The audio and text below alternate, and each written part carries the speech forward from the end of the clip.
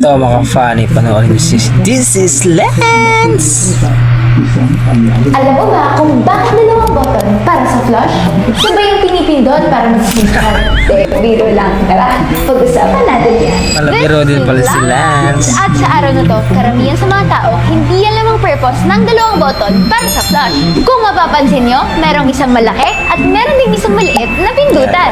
Yung malaki, ito yung tinatawag natin na full flush. Gumagamit ito ng mas maraming tubig. Nasa 4.5 to 6 liters ng tubig o higit pa, depende sa toilet model. Kadalasan, ito pinipindot para sa ating mga solid waste, katulad ng mga dumi. Habang yung mas maliit naman ay tinatawag na half flush.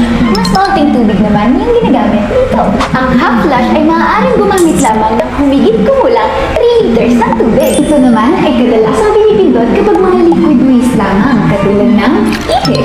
Ate Lance, bakit ba kailangan ng dalawang flush? Pwede namang isa na lang, di ba? Ito ay para makatipid sa tubig. Hindi kasi lahat ng pag-flush ay nangangailangan ng maraming tubig. Nakakatulong din ito sa pagbaba ng water bill at pag-conserve ng tubig. Kung gagamitin natin ng tama ang flush, makakatipid tayo ng around 3 to 4.5 liters ng tubig kada gamit o 15,000 to 20,000 liters ng tubig kada taon per household.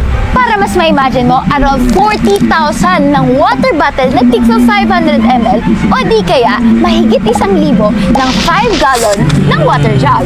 Kung tama ang paggamit ng flush, libo-libong litro ng tubig ang natitipid kada taon. O di ba? Nakatipid ka na sa mga bayarin sa tubig, nakatulong ka pa sa environment. Kaya next time na magpa-flush ka, tandaan, malaking button para sa malaking waste, maliit na button para sa maliit na waste. Ayun lang muna para sa araw na to. God bless! God bless!